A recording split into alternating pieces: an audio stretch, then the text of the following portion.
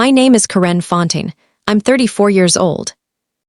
Last Christmas Eve, I stood in my parents' living room and watched my sister's 3 children rip through wrapping paper like they were competing in a race.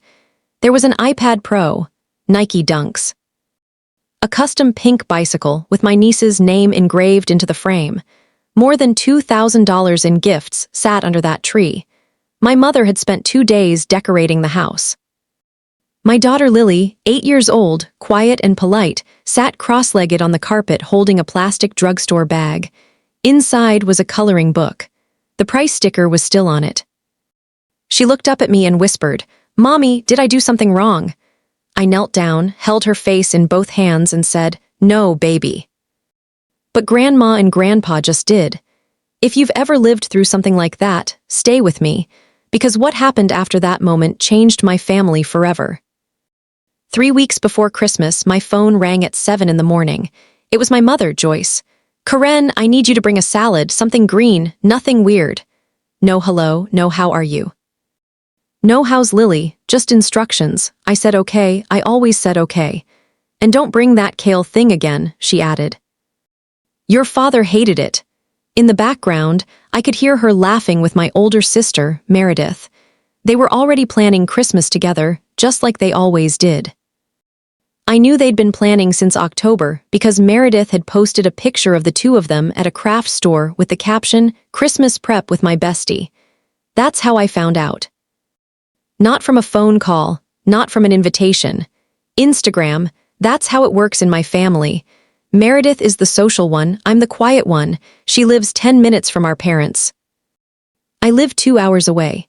She married Kyle Collins, a general contractor who added a 3-car garage to their house last spring. I married Aaron Fontaine, a welder who died on a job site 3 years ago. When Aaron was alive, my parents called once a week. Aaron had a way of keeping things warm. He'd ask my dad about the Cardinals, joke with my mother, keep the conversation moving. After Aaron died, the calls slowed. Then they stopped. My mother forgot Lily's birthday 2 years in a row. Both times I reminded her the week before. Both times she said, "Oh honey, it completely slipped my mind. You know how crazy things get." But she never forgot Meredith's children. Never Bryce. Never Addison. Never Paige. Last March, she bought Bryce a drone and posted a picture on Facebook with the caption, "Grandma's little pilot." Lily turned 8 in September. The mailbox stayed empty. Once at Thanksgiving, I overheard my mother tell a cousin, "Karen's fine, she doesn't need anything from us." She said it like it was praise. It landed like a door closing. Aaron died on a Tuesday. Lily was 5. I was at work reconciling invoices at the dental office where I've been a bookkeeper for 9 years when the foreman called. I dropped the phone. The receptionist drove me to the hospital. I don't remember the drive. I remember the hallway. I remember the chaplain's shoes. My parents came to the funeral. My father shook hands, nodded at mourners and told people, "She's tough. She'll figure it out." My mother hugged me once, hard, then spent half the reception talking to Meredith about Addison's piano recital. That same year, my father gave Meredith $10,000. He called it a supplemental wedding gift, 4 years after her wedding. I was 31, newly widowed, staring at a furnace estimate I couldn't afford. I didn't ask for help. I learned how to bleed a radiator from a YouTube video at midnight. I fixed the garbage disposal. I patched drywall in Lily's closet. I figured out property taxes, life insurance paperwork, and how to explain death to a kindergartner who kept setting a place at the table for Daddy. I didn't complain because survival doesn't leave much room for complaining. You wake up, pack the lunchbox, go to work, come home, read the bedtime story, do it again. The one steady thing in those years was Aaron's mother, Dorothea, Grandma Dot, 78 years old, living alone in Brattleboro, Vermont, with bad knees and a razor-sharp mind. Every Sunday at 4 o'clock, the phone rang. Lily would answer and talk for 20 minutes about school, her drawings, the cat she wanted but we couldn't have yet. Grandma Dot never forgot a birthday, not once. So when my mother told me, "I'm making Christmas special this year," I believed her. Lily loves to draw, that's her thing. Other kids are glued to tablets or running around soccer fields. Lily sits at the kitchen table with colored pencils for hours, drawing trees with faces, crooked roof houses, and families around tables where everyone has a chair. 2 weeks before Christmas, she asked, "Will Bryce and Addison be there?" Her voice had that hopeful brightness kids get when they still believe love will be returned evenly. Meredith never invites Lily to her kids' birthday parties. She says it's a distance thing. One of Bryce's parties was at a trampoline park 20 minutes from my townhouse. I drove past it on my way to the grocery store. The year before, Lily sat at the far end of the Christmas dinner table by herself, while the 3 cousins clustered around my parents at the head. My mother cut their meat. My father did magic tricks with a quarter. Lily sat 6 chairs away, eating quietly, drawing on the back of a paper placemat with a pen she found in her coat pocket. She didn't cry. Lily never cries about these things. She just gets quieter. This year, she spent 2 full weeks making a drawing for my parents. It was big, done in colored pencil on thick paper. Their house with the red door, the birch tree out front, all of us standing in the yard. She drew my father tall. She drew my mother with her reading glasses. She drew herself between them, holding both their hands. She rolled it carefully, tied it with ribbon from the craft bin, and tucked it into her backpack next to the $8 picture frame she bought for them with her own savings. I didn't know then that they would never even unroll it. Christmas Eve, Lily and I made the 2-hour drive. She sat in the back seat clutching the drawing and the little wrapped frame. "Do you think Grandma will like it?" she asked. "She's going to love it," I told her. We pulled into the driveway at 4:15. Kyle's BMW was already there behind my father's truck. The house glowed. Wreaths in every window, garland on the porch railings. My mother had gone all out. Meredith opened the door, hugged me with one arm, then turned away mid-embrace because Bryce was tugging on her sleeve. "Come show Grandpa what Daddy got you for the car ride." Bryce ran past us with a gaming console in his hands. My father was in his recliner. He nodded once. "Karin," that was it. He didn't ask about the drive, didn't ask how Lily was, didn't even look at her. My mother hugged Lily, but I watched her eyes drift over my daughter's shoulder toward the kitchen, checking the food, counting bodies. I carried in the salad, green, nothing weird, and set it on the counter. No one commented. A minute later, Meredith came in behind me with a tray of jumbo shrimp and cocktail sauce. My mother clapped her hands. "Oh, Meredith, you outdid yourself." Lily quietly placed the rolled drawing and the picture frame on the side table by the front door, arranging them carefully so they wouldn't get knocked over. Then I walked into the living room and saw the tree. Gold paper, red bows, stacks of gifts, and half hidden behind the tree skirt in the far corner a small plastic CVS bag. My stomach dropped. I told myself it might not be what I thought.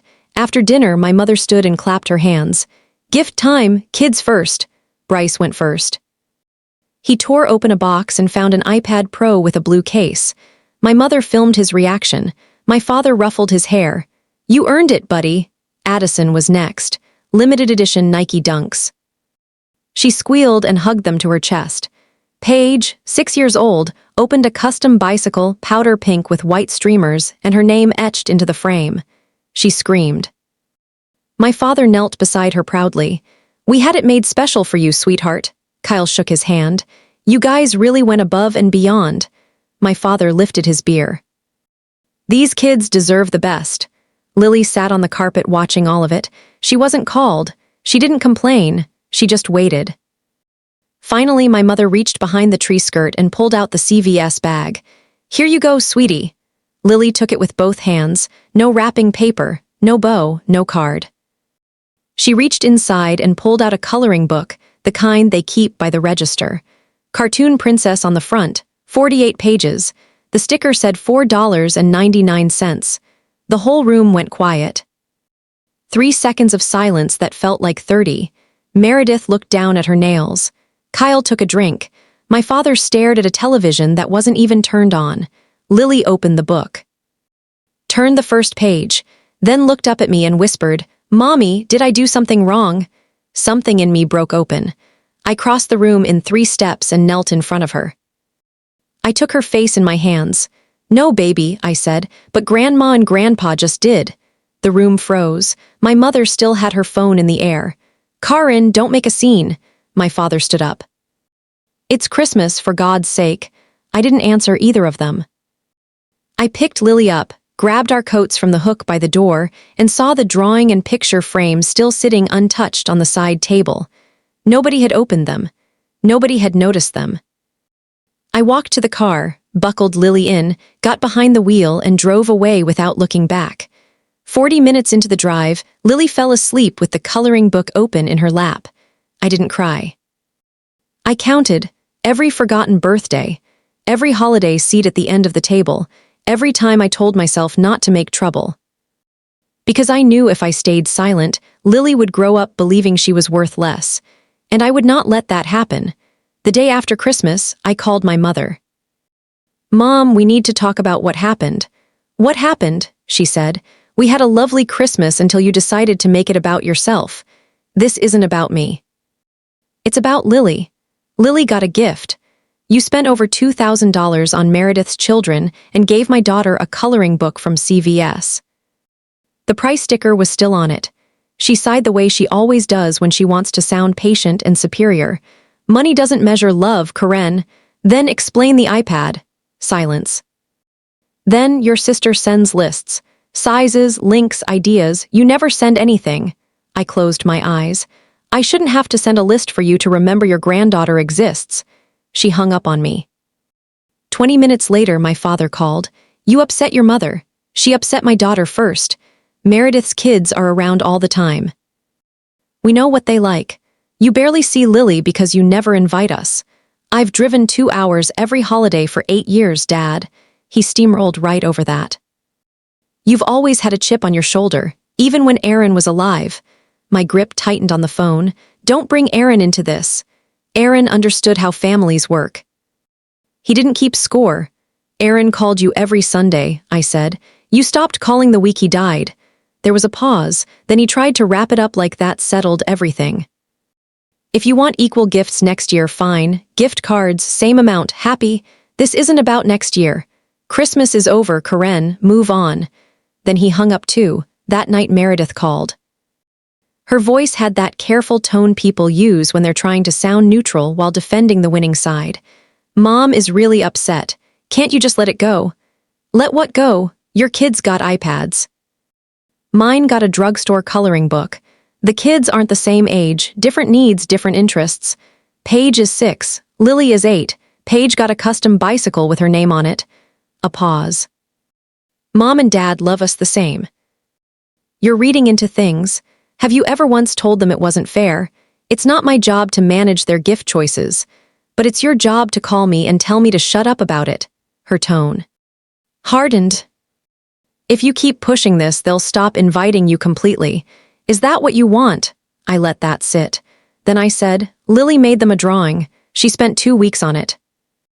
It sat on the table all night. Nobody opened it. Nobody even looked at it. I didn't see any drawing. That's exactly my point." After midnight, my phone buzzed. It was a screenshot from Aunt Pauline, my Uncle Ray's ex-wife, the kind of woman who notices everything and says very little. The screenshot was from a family group chat I wasn't in. My mother had created it 3 days before Christmas. Everyone except me. Her message said, "Karen is going through a hard time after losing Aaron. Please give her space and don't engage if she reaches out about Christmas. She needs grace right now, not attention." 12 people had seen it. My mother had gotten there before I did. She had already framed me as unstable before I even finished my first phone call. I stared at the screen for a long time. Then I opened my laptop. I wrote one version of an email, long, angry, full of years of swallowed hurt, deleted it, wrote another that was too soft, deleted that too. The final version was 6 sentences and 2 photographs.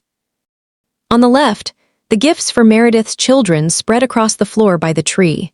On the right, the CVS bag and Lily's coloring book with the $4.99 sticker still attached. And underneath, one question, "Is this what family looks like?" I didn't send it out of rage. I sent it because my daughter deserved better than 3 seconds of thought and a plastic bag. On December 30th at 6 in the morning, I hit send to my parents, my sister, Uncle Ray, Aunt Pauline, Cousin Bate, Cousin Daniel. The rest of the family who gathered at holidays and pretended not to notice what had been obvious for years. At 7:15, my mother called. I let it ring. At 7:30, my father left a voicemail. "What the hell did you just do, Karen? Take that email down right now." At 7:45, Meredith texted, "Are you insane? My kids are in those photos." I texted back, "Your kids were opening iPads. They'll survive." Then the replies started. Pauline wrote first, "I've seen this pattern for years. Thank you for saying what I didn't." Then Cousin Bate, "I had no idea it was this bad." "I'm sorry." At 8:40, Uncle Ray called me directly. "I saw the email," he said. "I'm going to have a talk with your father." "You don't have to do that." "Yes," he said quietly. "I do." At 9:15, my mother hit reply all. My chest tightened when I opened it. "Karen has been going through a very difficult time since losing Aaron. Please keep her in your thoughts and prayers. She is grieving and not thinking clearly. Let's respect her privacy and not engage." She still didn't address the photos, didn't explain the $5 coloring book, didn't mention Lily at all. But this time the photos were attached, and photos don't grieve, photos don't overreact, photos just tell the truth. By noon she called again, furious. "How dare you air our family business to everyone? Everyone also knows Lily. This was private, this was between us. I tried private, you hung up on me." Then she gave me an ultimatum. "If you don't take that email down by tonight, don't bother coming to New Year's." I already knew I wasn't going. New Year's Eve, Lily and I stayed home. I made baked mac and cheese, Aaron's recipe, with the breadcrumb crust. Lily stood on a step stool and stirred. We watched the countdown on a local channel neither of us cared about. In between bites, she drew a picture called *Our New Year. In it, 2 people sat on a couch in front of a small house with a red door. A gray cat curled at their feet. No long table, no crowd. No chair at the end, just peace. At 11:07, Uncle Ray texted me from my parents' party. "I talked to your father in front of everyone tonight. I barely slept." He called the next morning. "Your father put a Christmas photo slideshow on the TV," he said. "Plenty of pictures of the tree, plenty of Meredith's kids with their gifts. Not one picture of Lily." I felt my grip tighten on the phone. So I asked him in front of everyone, "Gerald, I noticed there's no photo of Lily. Was she not there this year?" "What did he say?" "He said she was there." So I said, "Interesting, because I saw Karen's photos." "Can you explain a $2,000 difference to a room full of family?" I closed my eyes. "What happened then?" "Nothing at first. Your mother started crying. Meredith's husband walked outside. Your father said this wasn't the time or place. And I told him, Karen tried private, you hung up on her." Then Bates spoke up too. A couple other relatives nodded. My father looked around the room like he didn't recognize his own family anymore, then walked into the bedroom and shut the door. Nobody said Happy New Year after that. Over the next 2 days, the story stopped being about me being sensitive and started being about the truth. Relatives called. Some apologized for not noticing sooner. Some admitted they'd noticed and said nothing. Then Pauline told me something else. At that party, after my father disappeared into the bedroom, Meredith had said quietly near the kitchen, "Mom told me she was going to get Lily something nice this year." I don't know what happened. That was when it hit me. Meredith knew. She knew there was going to be a difference. She watched the gifts pile up for her children. She saw the planning, the boxes, the lists, the money, and never once asked, "What about Lily?" She didn't create it, but she didn't stop it either. On January 1st, my father called again. His voice was tight, controlled. "You've made your point. Now take the email down and apologize to your mother." "Apologize for what?" "For humiliating this family. You humiliated my daughter first. We gave her a gift. A coloring book from CVS with the sticker still on it. You keep saying that like it means something. It does mean something. It means you didn't try. I heard the leather of his recliner creak. Your mother was busy, she forgot. She didn't forget, Dad, she chose. That's enough. Say her name. What, Lily? Say her name. There was a long silence. Then finally, Lily. When was the last time you said it before I just asked you to? He didn't answer. I took a breath and said, I'm not taking the email down and I'm not apologizing for telling the truth. He said, then we have nothing more to discuss. And I answered with one word. No, that was the last word I spoke to my father for 43 days. By the end of January, the lines in the family were clear. On one side, Pauline, Bate, Uncle Ray, Cousin Daniel. A few others who quietly stopped pretending. On the other, my parents, Meredith, Kyle, and the relatives who believed family business should stay hidden no matter how ugly it was. In the middle were the people who saw the photos, knew the truth, and decided neutrality was easier than honesty. Then Pauline sent Lily a gift. A professional set of 72 colored pencils in a wooden case. The card said, for the artist in you. Love, Aunt Pauline. Lily opened them at the kitchen table and went completely still. She touched each pencil like it was its own little miracle. Then she lined them up warm to cool across the whole table and whispered, Mommy, these are real ones. They are. Why did Aunt Pauline send me real ones? Because she sees you.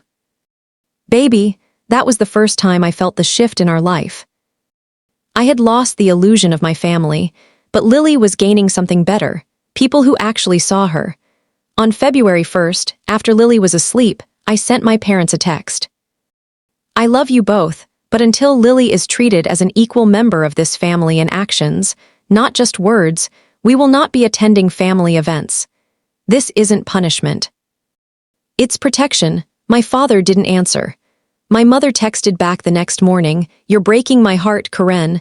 I read it twice and set my phone down. She didn't ask how Lily's heart was doing. She didn't acknowledge what happened. She just held up her own pain and expected me to stop looking at the wound she caused, so I left the door open. But I stopped walking through it for them. That same week, I signed Lily up for a Saturday painting class at the community center, $40 a month. I'd been putting it off because money was tight. But Saturday mornings were no longer reserved for that 2-hour drive to my parents' house, where Lily was treated like furniture. When I told her, she threw her arms around me so fast I nearly lost my balance. Every Saturday, the instructor, a retired art teacher named Mrs. Brennan, pulled me aside after Lily's second class. Your daughter has real instinct, she said. She doesn't just copy. She sees. By the third week, Lily won most creative asterisk for a watercolor of a bird sitting on a mailbox. She hung the ribbon on our refrigerator, right in the center. And standing there in my kitchen looking at it, I realized just how many Saturdays I had wasted driving her to a house that did not value her. Then, in mid-March, a package arrived from my parents' address. It was addressed only to Lily. Inside was a Lego architecture set, the Statue of Liberty, more than 1,600 pieces. Taped to the box was a small tag in my father's handwriting. For Lily, from Grandpa, no explanation, no note, no speech, just a real gift. Lily's eyes went wide. Grandpa sent me something. I knelt beside her. Do you want to call and say thank you? She nodded. When he picked up, his voice sounded smaller than I'd ever heard it. Did you like it? I love it, Grandpa. I'm going to build it tonight. Good, he said. That's good. There was a pause. Then he said the words I had never expected to hear from him. I'm sorry about Christmas. Lily, being Lily, said, It's okay, Grandpa, the generous instinct of children. He cleared his throat and told her to send him a picture when it was finished. That apology wasn't for me. Maybe it never would be, but it was the one Lily needed, and that mattered. At the end of March, a padded envelope arrived from Grandma Dot in Vermont. Inside was a letter for Lily and, tucked into a smaller white envelope, a $3,000 college savings bond made out to Lily Rose Fontaine. I cried when I read the letter. Not because of the money, because Dot told Lily something I didn't know she needed to hear. She wrote that Aaron used to draw too. That as a boy he sat at the kitchen table with crayons and colored pencils and charcoal, sketching birds and little houses. She told Lily she had her father's hands and his heart. And then she wrote a line I will carry for the rest of my life. Both are worth more than any price sticker. When Lily read it, she held the letter to her chest and closed her eyes.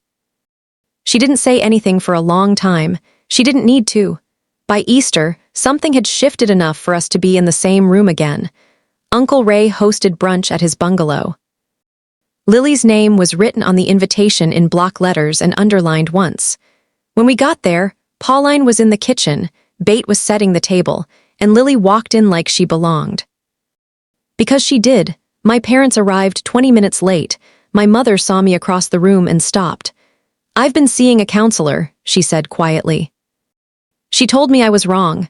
There was no performance in her voice, no theater, no audience-facing tears, just fatigue and embarrassment, and for the first time, honesty. "Thank you for telling me that," I said. That was enough for now. My father came in behind her, awkward and stiff. Then he knelt in front of Lily. "I like your shoes, kiddo." "Are they new?" Lily grinned. "Mom got them at the thrift store. They have daisies." "Daisies," he said, patting her arm. "That's nice." Meredith arrived last. She found me in the hallway and said quietly, "I should have said something that night. I didn't. I'm sorry." I looked at her for a second, then said, "Thank you." We went back to the table. For the first time in years, Lily sat with her cousins, not away from them. Nobody was at the end of the table. Nobody was invisible. The relationship with my parents didn't magically heal. This wasn't a Hallmark movie. There was no dramatic speech, no collapsing into tears, no perfect redemption. Real families don't work like that. They shift like tectonic plates, slowly, painfully, permanently. You don't get an earthquake, you get a new landscape. Joyce started calling Lily every other week, not every Sunday like Grandma Dot. Not long marathon calls like Meredith's kids got, but calls where there used to be silence. My father mailed Lily a postcard from a fishing trip that said, "Caught a big one." "Thought of you." The handwriting was large and clumsy. Lily taped it to her bedroom wall beside Dot's letter. Meredith and I started talking again too, carefully, surface-level things. Her son's baseball season, Lily's painting class, not deep but not false. And sometimes that's how repair begins. In May, Lily's school hosted a student art show in the gym. Paper banners on cinder block walls, folding tables covered in butcher paper. Every student got a 4-foot section to display their work.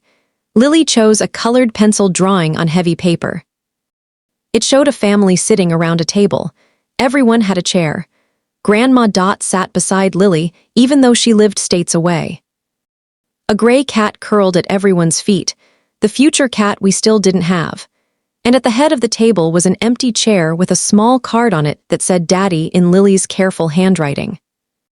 I stood in front of that drawing for a long time. Her teacher found me near the fruit punch table. "Mrs. Fontaine," he said, "when Lily presented that piece to the class, she said something I thought you should hear." I blinked at him. She said, "My family got bigger this year, not smaller." I looked across the gym and saw Lily smiling as she explained the drawing to another parent, pointing to each person like she was introducing them into the world. And I realized she was right. She had lost the illusion, but she had gained something real, a painting class, real colored pencils, a letter from a grandmother who remembered everything. A savings bond with her full name on it, a grandfather who finally learned how to say sorry, a mother who finally learned how to say no. The coloring book was never really the point. The price sticker was, because it said what nobody wanted to admit out loud. We didn't bother. We spent weeks planning for 3 grandchildren and seconds grabbing something for the 4th. And when my 8-year-old looked up at me and asked, "Did I do something wrong?" I knew silence would teach her the wrong lesson, so I stopped being silent. I'm not telling you this because I think everyone should cut off their family. I'm telling you because I wish someone had told me years earlier that silence is not peace. Silence is agreement. My parents weren't evil. They were lazy in their love. They invested in the branch of the family that was convenient, the one that lived nearby, showed up often, and made them feel important. They forgot that love is measured in effort, in attention, In whether you notice who's sitting quietly at the edge of the room, I didn't need to burn the house down. I just needed one word. No. No, I won't pretend this is fair. No, I won't teach my daughter that neglect is normal. No, I won't keep driving 2 hours to sit in a house that doesn't see us. That one word changed everything. The following Christmas, I hosted. Our townhouse was small.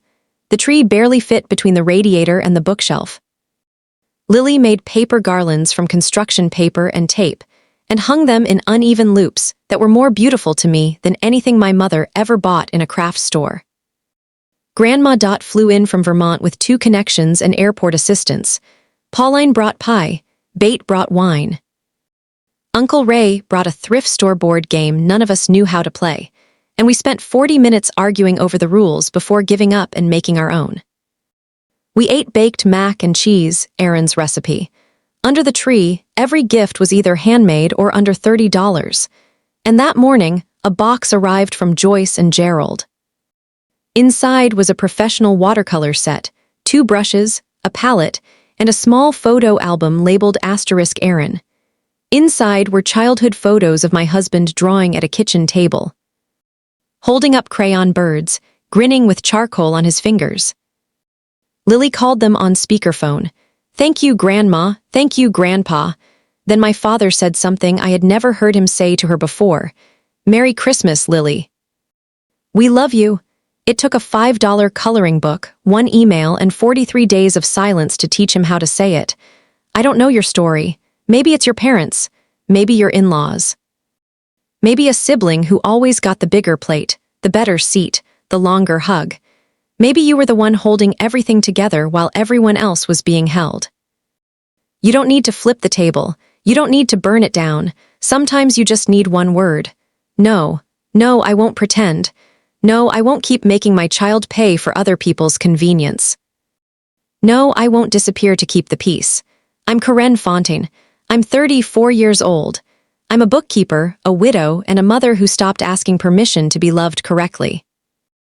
And if you're sitting where I was sitting, on the floor of a living room that was never built for you, I hope you stand up, because your child is watching. And they deserve to learn that they matter. They always did. If this story reached you, you don't have to tell me everything. Just leave one word in the comments. No, the word you wish you'd said sooner. Or tell me who in your life deserves a letter like the one Grandma Dot wrote for Lily. If you haven't subscribed yet, this is the moment, and tap the description below for the next story. Some families break you, some families build you. The difference is whether someone had the courage to hold up the mirror. I'm Karen. Thank you for being here.